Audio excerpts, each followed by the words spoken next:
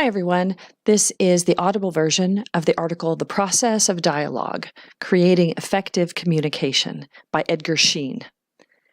Consider any complex, potentially volatile issue, Arab-Israeli relations, the problems between Serbs, Croats, and Bosnians, the U.S. deficit, healthcare costs, or labor management relations.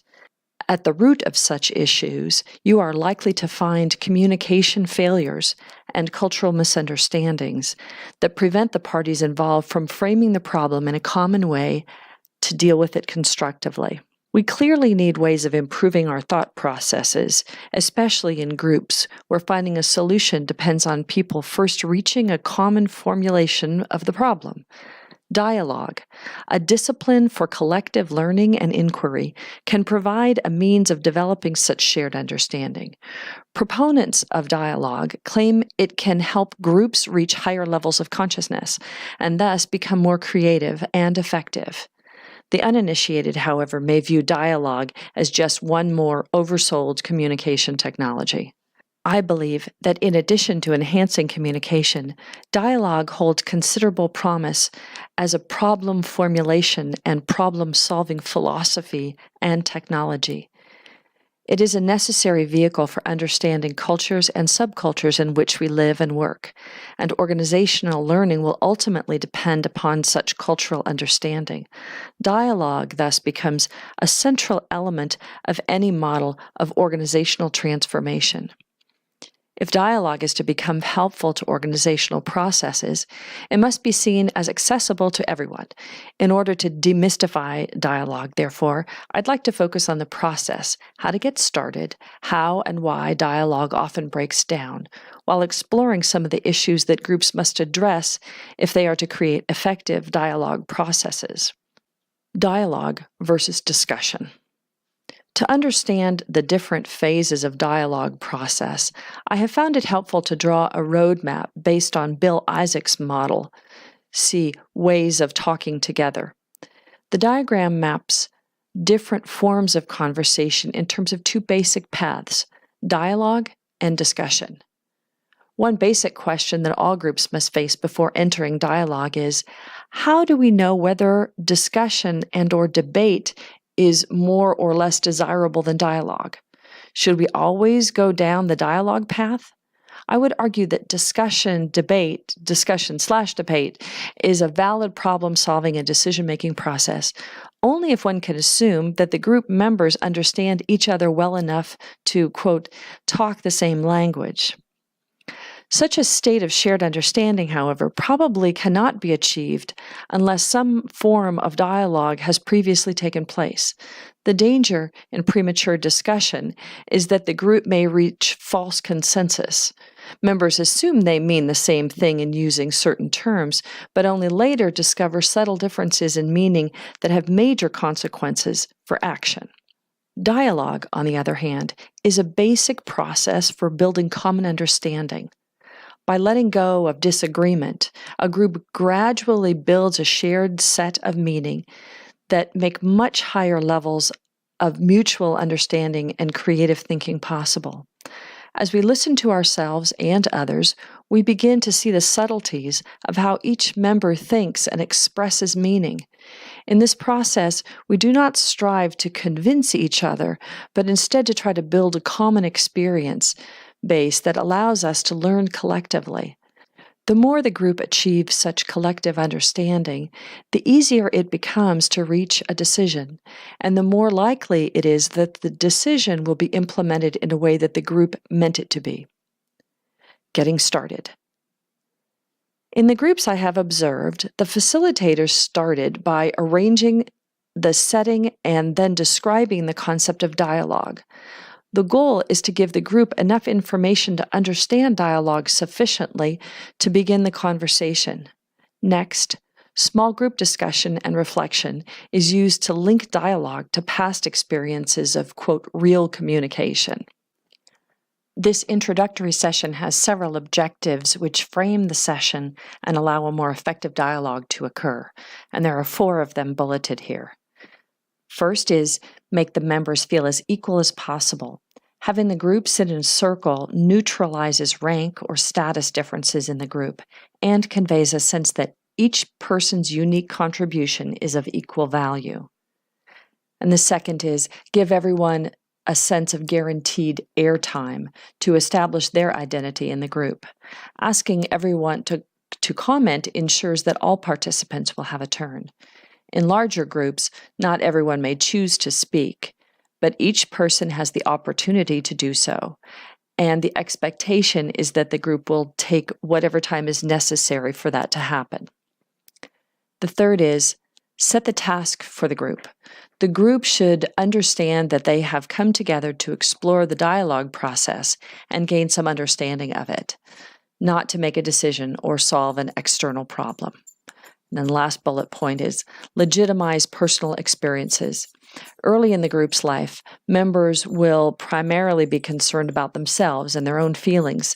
Hence, legitimizing personal experience and drawing on these experiences is a good way to begin.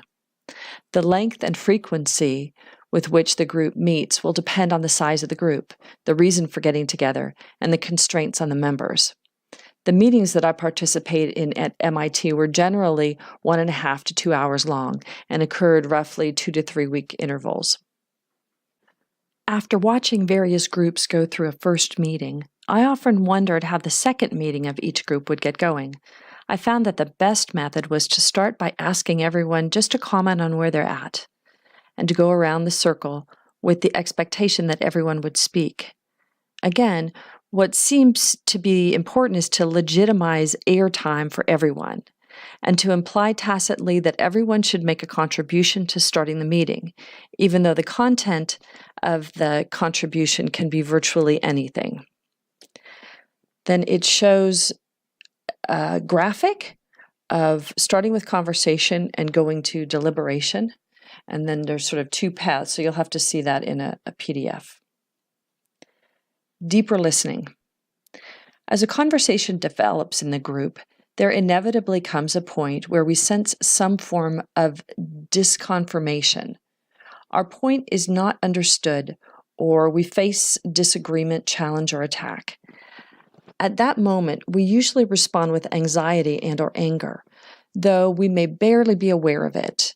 Our choice, then, is whether to allow that feeling to surface and trust that it is legitimate.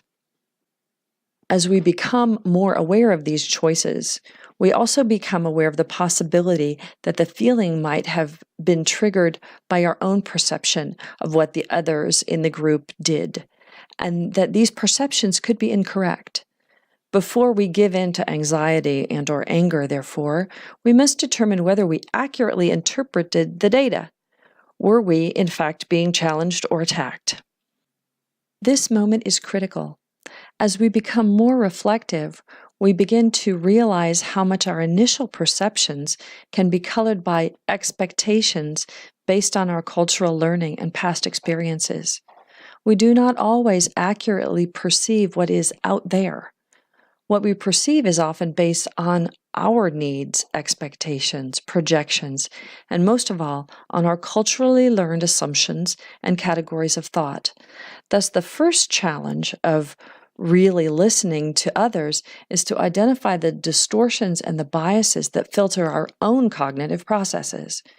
We have to learn to listen to ourselves before we can really understand others.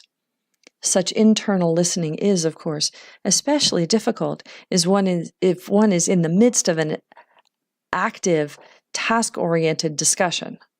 Dialogue, however, opens up the space for such reflection to occur. Once we realize that our perception itself may not be accurate, we face a second, more fundamental choice, whether actively to explore our perception by asking what the person really meant, explaining ourselves further, or in some other way focusing specifically on the person who produced the discomforting event. As we have all experienced, choosing to confront the situation immediately can quickly polarize the conversation around a few people and a few issues. An alternate choice is to suspend our feelings, to see what more will come up from ourselves and from others. What this means in the group is that when I'm upset by what somebody else says, I have a genuine choice between 1, voicing my reaction, and 2, letting the matter go by suspending my own reaction. Suspending assumptions is particularly difficult if we perceive that our point has been misunderstood or misinterpreted. Nevertheless, I've found repeatedly that if I suspend my assumptions, I find that further conversation clarifies the issue and that my own interpretation of what was going on is validated or changed without my having to actively intervene. When a number of members of the group begin to suspend their own reactions, the group begins to go down the left-hand path, that is the left-hand path of the PDF that'll accompany this, toward dialogue. In contrast, when a number of members choose to react immediately, disagreeing, elaborating, questioning, or otherwise focusing on a particular trigger that set them off, the group goes down the path of discussion and eventually gets mired in unproductive debate. Suspending assumptions allows for reflection, which is very similar to the emphasis in group dynamic training on observing the here and now. Bill Isaacs suggests that what we need is proprioception, attention to and living in the moment. Ultimately, dialogue helps us achieve a state in which we know our own thoughts at the moment we have them. Whether proprioception is psychologically possible is debatable, but the basic idea is to shorten the interval feedback loop as much as possible. As a result, we can become conscious of how much our thoughts and perceptions are a function of both our past learning and the immediate events that triggered it. This learning is difficult at best, yet it lies at the heart of our ability to enter into dialogue. Group dynamics. The dynamics of building the group occur parallel to the process of conducting the dialogue. Issues of identity, role, influence, group goals, norms of openness and intimacy, and questions of authority all have to be addressed, though much of this occurs implicitly rather than explicitly. The group also usually displays all of the classical issues that occur around authority vis-a-vis the facilitator. Will the facilitator tell us what to do? Will we do what we're told? Does the facilitator have the answers and is withholding them, or is he or she exploring along with the rest of us? At what point can we function without the facilitator? Issues of group growth and development have to be dealt with if they interfere with or confuse the dialogue process.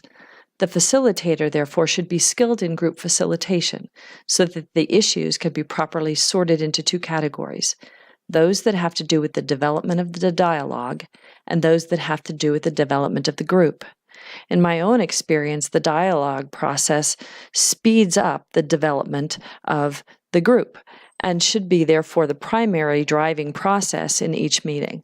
A major reason for this acceleration is that dialogue creates psychological safety and thus allows individual and group change to occur, assuming that some motivation to change is already present.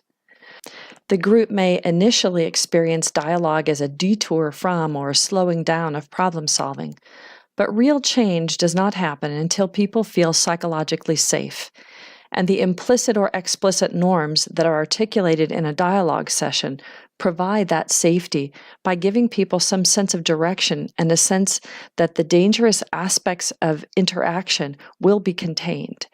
If the group can work on the task or problem using the dialogue format, it should be able to reach a valid level of communication much faster. Task versus process. Once a group experiences dialogue, the process tends to feed on itself.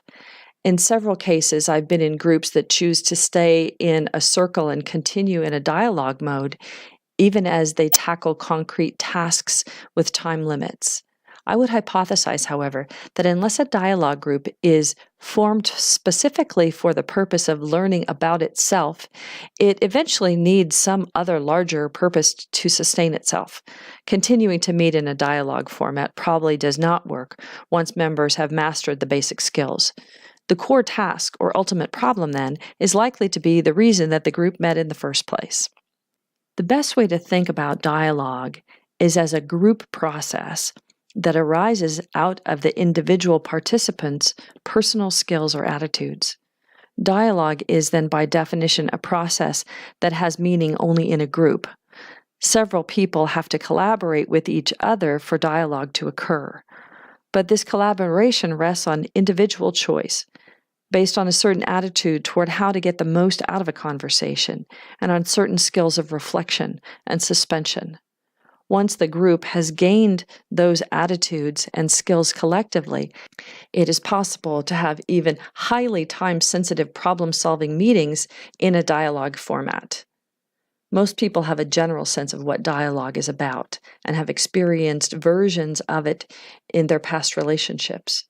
Therefore, in a problem-solving meeting, a facilitator may suggest that the group experiment with dialogue.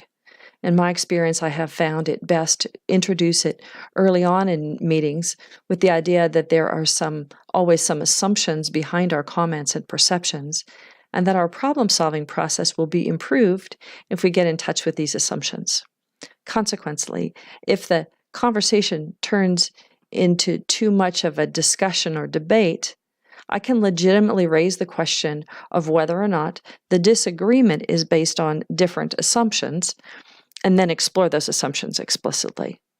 Continually focusing the group on the cognitive categories and underlying assumptions of conversation is, from this point of view, the central role of the facilitator. One of the ultimate tests of the importance of dialogue will be whether or not difficult, conflict-ridden problems can be handled better in groups that have learned to function in a dialogue mode. Because severe conflicts are almost always the result of cultural or subcultural differences, I would assume that initial dialogue in some form will always be necessary. Dialogue cannot force the conflicting groups into the room together, but once they're there, it holds the promise for finding the common ground needed to resolve the conflicts. And that's the end of the article.